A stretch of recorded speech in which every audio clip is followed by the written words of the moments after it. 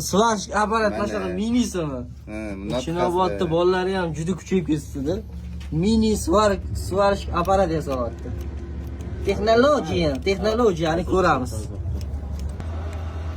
Mana shu notur qilib